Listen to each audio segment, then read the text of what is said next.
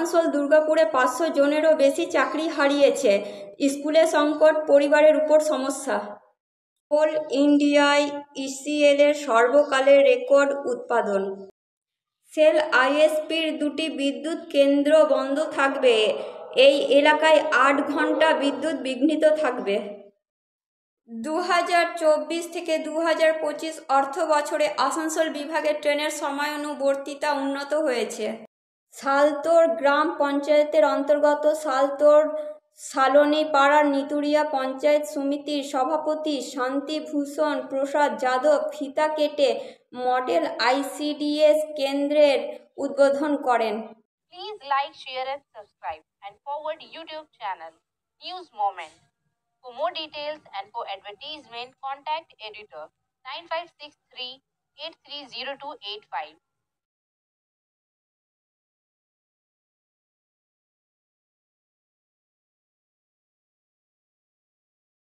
নীতিশ কুমারের নেতৃত্বাধীন জনতা দল ইউনাইটেড এর 5 জন সিনিয়র নেতা শুক্রবার দল থেকে পদত্যাগ করেছেন, যা ওয়াকফ সংশোধনী বিলের সমর্থনে দলের একটি অংশের অসন্তোষের ইঙ্গিত।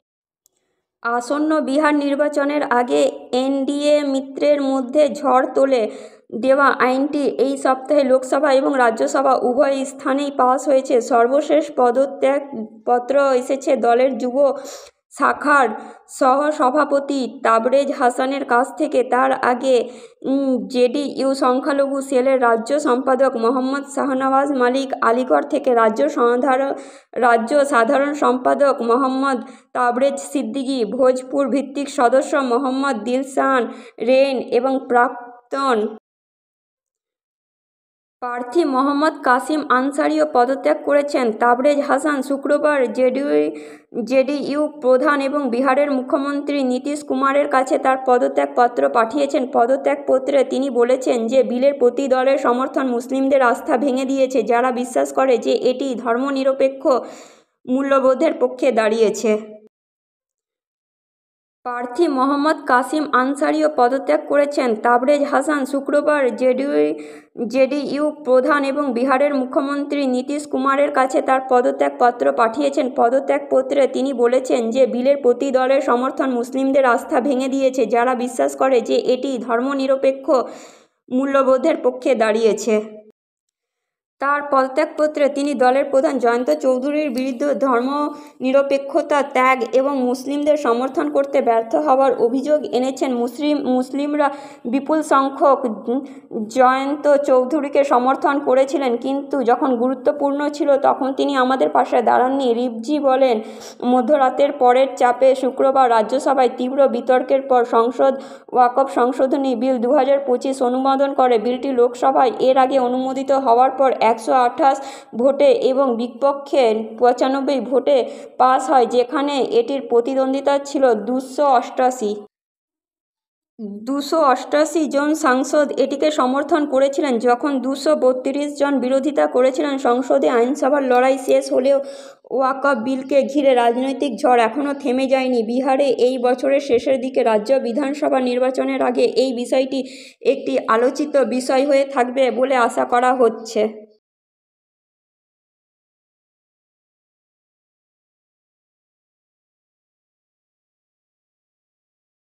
নীতিশ কুমারের নেতৃত্বাধীন জনতা দল ইউনাইটেড এর 5 জন সিনিয়র নেতা শুক্রবার দল থেকে পদত্যাগ করেছেন, যা ওয়াকফ সংশোধনী বিলের সমর্থনে দলের একটি অংশের অসন্তোষের ইঙ্গিত দেয়। সীতারামের রিপোর্ট অনুসারে সিপিআই নেতারা বলেছেন যে রেল ক্রসিং এলাকাগুলিকে অবহেলা অঞ্চল করা হয়েছে। সেখানকার মানুষ এখনও পানীয় জলের জন্য দীর্ঘ পথ পাড়ি দিচ্ছেন, ভাঙা রাস্তায় পড়ে আহত হচ্ছেন এবং দুর্বল পয়ঃনিষ্কাশন ব্যবস্থার কারণে সমস্যায় পড়ছেন। কর্মীরা স্লোগান তুলে বলেন যে এলাকায় জল, রাস্তা এবং নিষ্কাশনের মতো মৌলিক সুযোগ সুবিধার তীব্র অভাব রয়েছে। বিক্ষোভের সময় সিপিআই প্রতিনিধি দল সমস্যার সমাধানের দাবি জানিয়ে একটি স্মারকলিপি জমা দেন। বড় তিনের সভাপতি উৎকল সিনহা বিক্ষোভকারীদের তাৎক্ষণিক ব্যবস্থা গ্রহণের আশ্বাস দেন। তিনি বলেন যে কাউন্সিলর এবং সংশ্লিষ্ট বিভাগের সাথে সমন্বয় করে অগ্রাধিকারের ভিত্তিতে সমস্যাগুলি সমাধান করা হবে।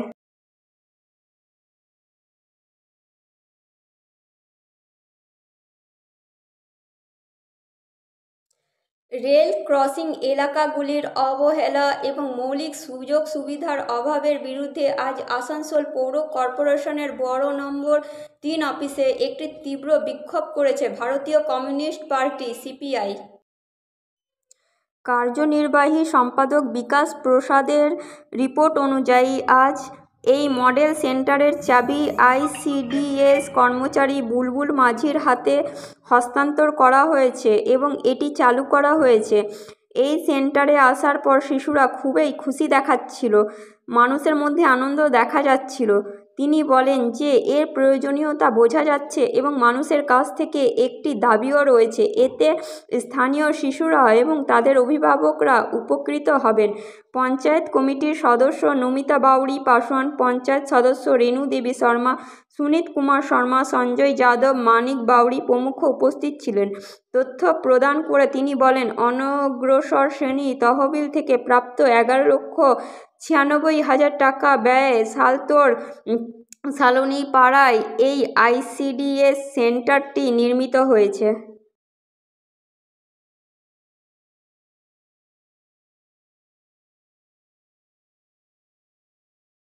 সালতোর গ্রাম পঞ্চায়েতের অন্তর্গত সালতোর সালোনিপাড়ার নিতুড়িয়া পঞ্চায়েত সমিতির সভাপতি শান্তিভূষণ প্রসাদ যাদব ফিতা কেটে মডেল আইসিডিএস কেন্দ্রের উদ্বোধন করেন।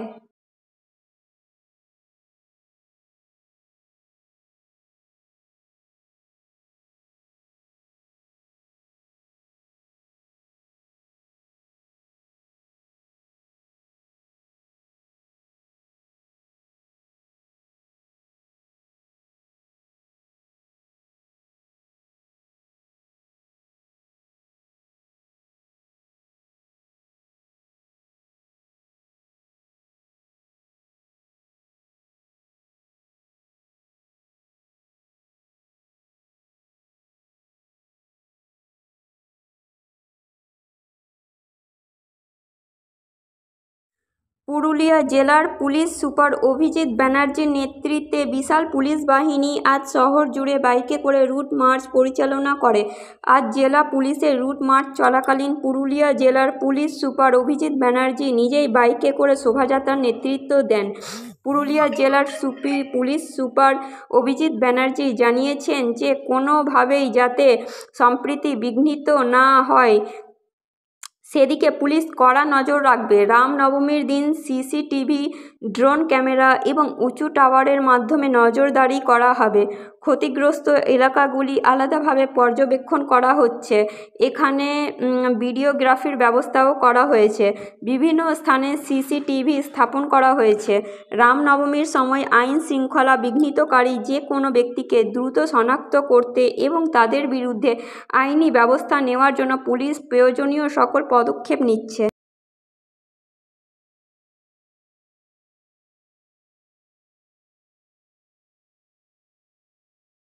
রামনবমীর শোভাযাত্রা চলাকালীন পুরুলিয়া জেলায় যে কোনো ধরনের ঝামেলা বা অপ্রীতিকর পরিস্থিতি এড়াতে পুরুলিয়া জেলা পুলিশ রামনবমীর আগে পুরুলিয়া শহরে কঠোর নজরদারি সহ একটি বিশেষ রুট মার্চ পরিচালনা করে। 11/4/2025 থেকে 18/4/2025 পর্যন্ত 8 দিন আগে নন ইন্টারলকিং কাজ এবং 19/4/2025 থেকে 23/4/2025 পর্যন্ত দক্ষিণ পূর্ব মধ্য রেলওয়ের বিলাসপুর ডিভিশনের রায়গড় ঝাড়সুগুড়া তৃতীয় চতুর্থ বিদ্যুতায়িত অংশের ওপর কোটালিয়া স্টেশনে চতুর্থ লাইন সংযোগ চালু করার জন্য 5 দিন আগে নন ইন্টারলকিং কাজ শেষ হওয়ার কারণে ট্রেন চলাচলে নিম্নলিখিত ব্যবস্থা করা হয়েছে। বাতিলকরণ 1700 8 দ্বারভাঙা সেকেন্দ্রাবাদ এক্সপ্রেস 11/4/2025 থেকে 15/4/2025, 18/4/2025 তারিখে যাত্রা শুরু, 22/4/2025 এবং 25/4/2025, 17:00 সেকেন্দ্রাবাদ দারভাঙ্গা এক্সপ্রেস যাত্রা শুরু হবে, 8/4/2025, 12/4/2025, 15/4/2025, 19/4/2025 এবং 22/4/2024। 2-2-8-4-3 বিলাসপুর পাটনা সাপ্তাহিক সুপারফাস্ট এক্সপ্রেস যাত্রা শুরু হবে 11/4/2025 এবং 18/4/2025। 2-2-8-4-4 পাটনা বিলাসপুর সাপ্তাহিক সুপারফাস্ট এক্সপ্রেস যাত্রা শুরু হবে 3/4/2025 এবং 20/4/2025।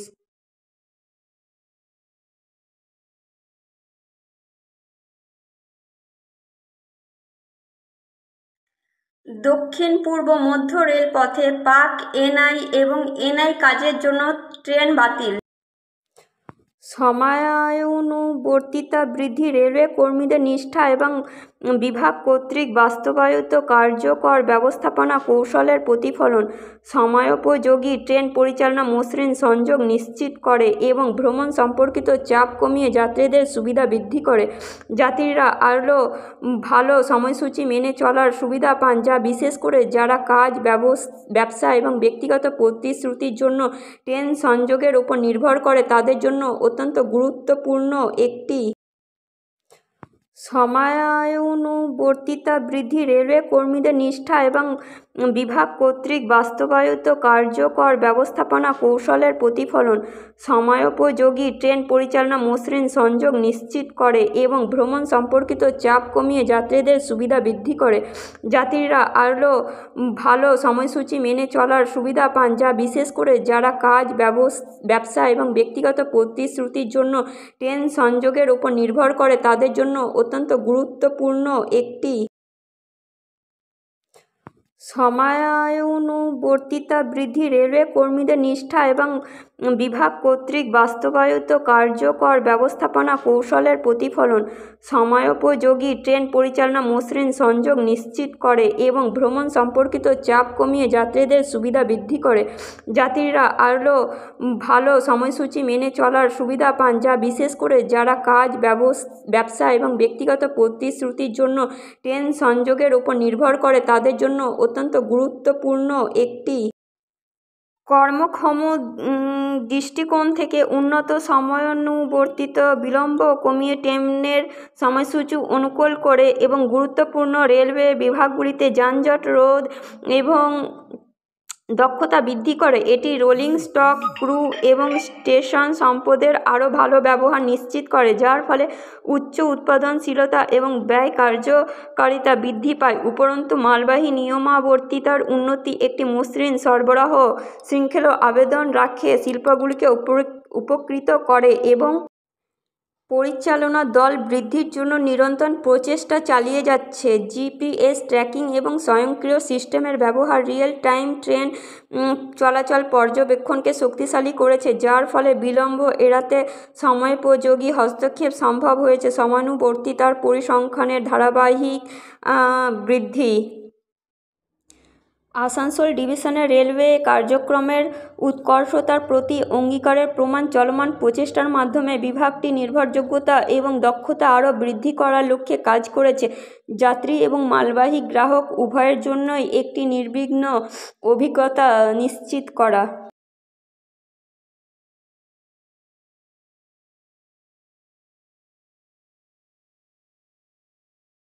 2024 থেকে 2025 অর্থবছরে আসানসোল বিভাগের ট্রেনের সময়ানুবর্তিতা উন্নত হয়েছে।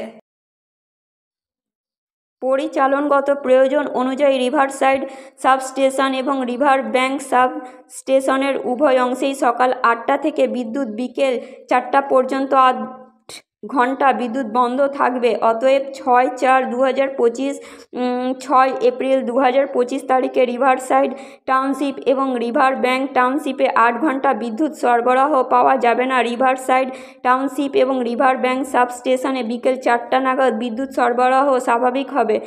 সেল আইএসপি এর টাউন সার্ভিস বিভাগ এই তথ্য জানিয়েছে। সেল আইএসপিতে নতুন প্রকল্প সম্প্রসারণের জন্য আইএসপি এর ভেতরে থাকা 5টি বছরের পুরনো কুলিং টাওয়ার ভেঙে ফেলা হবে। আইএসপি সূত্র থেকে প্রাপ্ত তথ্য অনুসারে 6 এপ্রিল 2025 তারিখে দুপুর 12টা থেকে 12টা 45-এর মধ্যে বিদেশি বিশেষজ্ঞদের তত্ত্বাবধানে এই 5টি কুলিং টাওয়ার ভেঙে ফেলা হবে। উল্লেখ্য যে আইএসপির ক্ষমতা 2.5 মিলিয়ন টন থেকে 70 মিলিয়ন টনে উন্নীত করার জন্য একটি নতুন প্রকল্প আসছে, যার ব্যয় প্রায় 35,000 কোটি টাকা এবং এটি সম্পন্ন হতে প্রায় 5 বছর সময় লাগবে।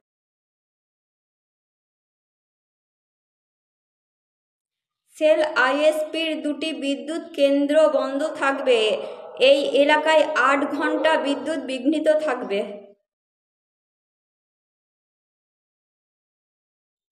আসানসোলের রেল ক্রসিং এলাকার কুরেশি মহল্লা ব্রিজ থেকে শুরু হওয়া প্রতিবাদ মিছিলটি জিটি রোডের বিএনআর মোড় পেরিয়ে আসানসোল কোর্ট কমপ্লেক্সের এসডিও বা সাব ডিভিশনাল ম্যাজিস্ট্রেট সদর দপ্তর অফিসে যায়। সংখ্যাগরিষ্ঠতার সুযোগ নিয়ে কেন্দ্রীয় সরকার লোকসভায় ওয়াকফ সংশোধনী বিল পাস করায়। এটি মুসলিম সম্প্রদায়ের বিরুদ্ধে আনা একটি বিল। এর ফলে মুসলিম সম্প্রদায়ের ধর্মীয় অধিকার হরণ করা হবে। তাছাড়া তাদের সামাজিক ও অর্থনৈতিক অধিকারও হস্তক্ষেপ করা হবে।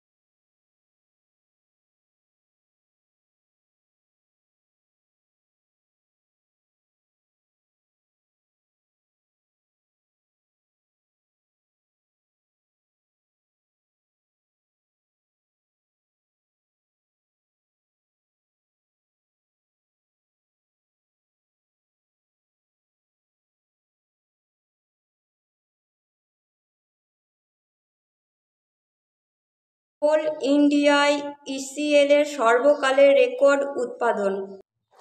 এবার সেই পুরনো রেকর্ড ভেঙে গেছে। তিনি বলেন, 2025 সালের 28 মার্চ আইসিএলের 5 দশকের ইতিহাসে একদিনে সর্বোচ্চ উৎপাদন ছিল 2.88 লক্ষ টন। এর আগে এই রেকর্ড ছিল 2024 সালের 31শে মার্চ 2.80 লক্ষ টন।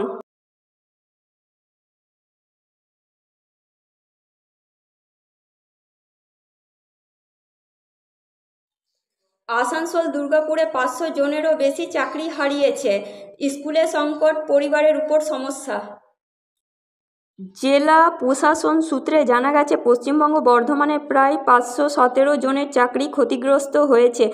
আসানসোল, রানীগঞ্জ জেলার জামুরিয়া, বড়বানি বিধানসভার সালানপুর, বড়বানি এবং রেলনগর, চিত্তরঞ্জনের অনেক স্কুলের শিক্ষক ও কর্মচারীদের নাম এই তালিকায় রয়েছে। বিশেষ করে রানীগঞ্জের বাসন্তী দেবী বালিকা উচ্চ বিদ্যালয়ের নাম শীর্ষে রয়েছে। এই স্কুলের 27 জন শিক্ষক ও মহিলা শিক্ষিকার মধ্যে 12 জন চাকরি হারিয়েছেন। এর মধ্যে হিন্দি, বাংলা, পদার্থবিদ্যা এবং জীবনবিজ্ঞানের মতো বিষয়ের শিক্ষক রয়েছেন। 1.429 জন ছাত্রী স্কুলে পড়াশোনা করে। স্কুলের প্রধান শিক্ষিকা শ্রুতি গাঙ্গুলি বলেন, তারা এখন কি করবে বুঝতে পারছে না। যদি 27 জন শিক্ষকের মধ্যে 12 জন শিক্ষক আর না থাকেন, তাহলে এত মেয়ে শিক্ষার্থী নিয়ে স্কুল কিভাবে চলবে। এই শিক্ষকদের জন্য আমার খুব খারাপ লাগছে। তারা সবাই যোগ্য ছিলেন এবং সঠিকভাবে শিক্ষাদান করেছিলেন। কারো বিরুদ্ধে কোনো অভিযোগ ছিল না। আত্মবিশ্বাস, কোনো প্রতিযোগিতা নেই।